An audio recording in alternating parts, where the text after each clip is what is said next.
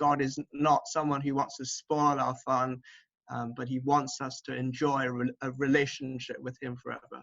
So brilliant. Good. Okay, that's lots of excitement. Is it just a breeze, or do you just sort of cruise through this and it's just all fun and excitement, or are there any challenges? Could you share some of the challenges, things you might find difficult?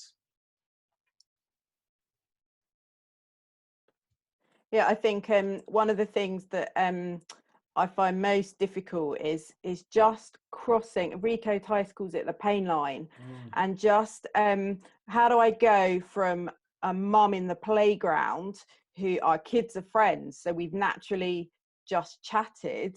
How do you move from that to, hey, would you like to read the Bible with me? And that's a massive jump, and it's navigating that, because you don't want to be the mum in the playground that everybody avoids, because you want to build positive relationships. And so I think it's been a real challenge in, at what point do I make that step? At what point do I say, yes, the relationship is ready, I can now invite them, where there's no pressure, where they can say no.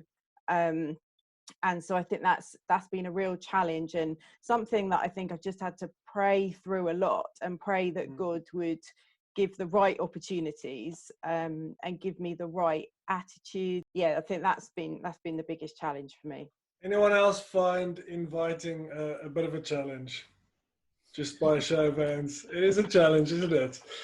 We'll think in a second about how to invite, because that is something that many people struggle with. So we'll glean each other's wisdom there. But any other challenges, anything else you find difficult in reading the Bible in this way? I think Sorry, let's give Katie a go. Sure, Katie, go. I just think sometimes it's hard when I've been inviting people, and like I've got a good friend who lives in Glasgow. I'm live in Glasgow, and we've been friends forever, and she's, she'll sort of seem very happy to like get invitations to things, but then, and she actually goes to church herself, but when I asked her to read the Bible with me, she didn't even text back. But don't let that put you off, because they're not always going to be like yeses, but just like I definitely felt it was the right thing to ask her, but she didn't say yes. But Good. Yeah. Well, Mark, were you going to say something? Yeah, I find that, I mean, there's huge excitement, but there is challenges, and we need to be just realistic with that. I've found sometimes when I've been reading an episode with someone, when I've read the episode beforehand, thinking, man, the Bible is really direct here, and actually this could be a challenge as they engage with it. And sometimes there are challenging conversations, but what's been amazing is actually seeing people just dealing directly with that. So for example, one guy recently, we read through the end of John chapter 3.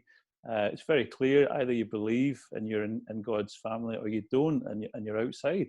And he said, I really want to believe this.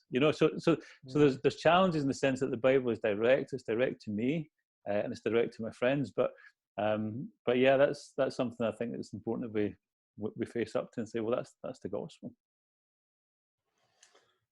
Good. Christine, were you going to say something about difficult questions as well? Yeah, I think I'm challenged when people ask me a question and I don't really know the answer. And I'm tempted to try to fumble for an answer on the spot. But actually, I've learnt that we don't need to have the answer straight away. We can say, that's a really good question.